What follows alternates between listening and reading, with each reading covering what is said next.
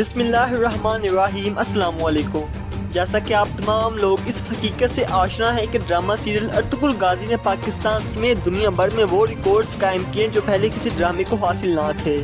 اسی وجہ سے آپ کے لیے ہم سیزن 3 کے تمام ایپیسوڈ کی مکمل کہانی صرف 4 منٹ میں آپ کی گوش گزار کریں گے، تاکہ جب آپ باقاعدہ ویڈیو دیکھیں تو آپ کی رہنمائی ہو سکے۔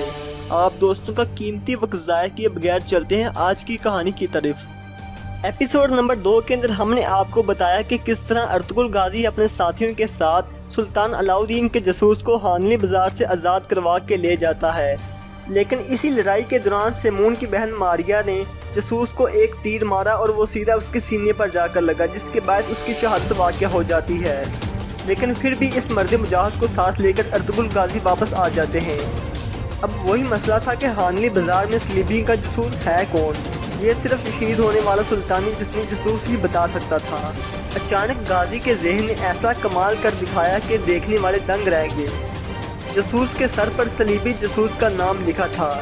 یہی نام والا سلیبی جاسوس تھا اور وہ نام پر بستمہ مسیح یحییٰ تھا۔ ادھر حانلی بازار میں سیمون ارطغرل غازی کے ہاتھوں پہلی شکست کھا چکا تھا۔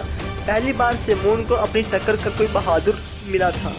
سیمون کو یہ کام ارطغرل غازی کا لگتا تھا اور غازی کو سیمون پر جاسوس ہونے کا مکمل شک تھا۔ اگر ارطغرل غازی پہلے اس جاسوس کو تلاش کر کے ختم نہ کرتا تو اس کا کارجاسر قلعہ فتح کرنا بہت مشکل تھا، جو غازی کا سلطان علاؤالدین کیقوباد کی طرف سے اگلا ٹارگٹ تھا۔ کہانی کا رخ کرتے ہیں چاپدار قبیلے کی طرف۔ اورال کی بیوی چولپان دیکھنے میں تو آپ کو یہ چلاک نظر آتی ہی ہے، لیکن یہ غیر مسلم ہی تھی۔ جی ہاں، یہ اورال کے ساتھ عیسائیت کو قبول کیے تھی، لیکن مسلمانوں کے بیس میں رہتی تھی۔ آج بھی اس نے سردار کے منہ بولے بھائی توختامش کو زہر دیا اور وہ اپنے قریب بیٹھے لوگوں سے ڈرنے لگا۔ توختامش نے اپنے دفاع میں خنجر چلانے لگا اور آخرکار جاندار صاحب اسے قتل کر دیتے ہیں۔ اس کو غدار قرار دیا جاتا ہے اور لاش کو کھمبے پر لٹکا دیا جاتا ہے۔ بات کرتے ہیں کئی قبیلے کی۔ قبیلے میں موجود سرداروں کے نکہت اور خشک سالی کی وجہ سے مشکلات میں اضافہ ہونے کے باعث جرگے کی درخواست کی، لیکن غازی نے یہ جرگہ منع کر دیا اور کہا کہ ابھی جرگے کا وقت نہیں ہے۔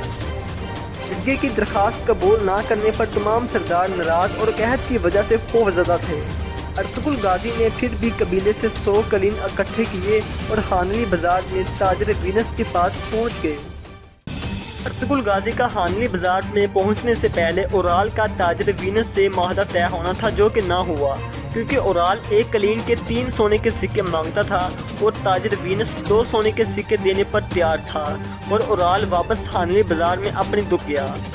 اورال کو یہ یقین تھا کہ تاجر وینس لازمی دوبارہ میرے پاس آئے گا اور منت سماجت کرے گا، لیکن ایسا نہ ہوا۔ ارطغرل غازی حانلی بازار سے ملحقہ سرائے میں تاجر وینس کے پاس پہنچ گیا اور 3 سونے کے سکے پر 100 قلین فروخت کر دیے۔ 3 سونے کے سکے فیکس اس لیے کیونکہ کوالٹی بہتر تھی۔ سیمون نے اپنا حصہ لیا اور پھر فوراً اورال کو سب کچھ لگی لپٹی بغیر رکھے بتا دیا۔ اورال کی حیرانگی میں مزید اضافہ اس چیز نے کیا کہ وینس تاجر کے بازار آنے کی خبر ارطغرل کو کیسے ملی، تو سیمون نے بتایا کہ اس خبر ارطغرل پہنچانے والی تمہاری بہن اصلاحان خاتون ہے۔ اصل میں سیمون بیوقوف اورال اور چلاک ارطغرل کو ایک تیر سے شکار کرنے کا خواہشمند تھا۔ اس امید پر ویڈیو کا اختتام کرتے ہیں کہ ہماری آج کی یہ ویڈیو آپ کو پسند آئی ہوگی۔ اگر اچھی لگے ویڈیو تو اسے لائک، شیئر اور کمنٹ سیکشن میں اپنی رائے کا اظہار کرنا مت بھولیے۔ چینل کو بھی لازمی سبسکرائب کرتے ہیں۔ ملتے ہیں ایک اور نئی ویڈیو کے ساتھ، تب تک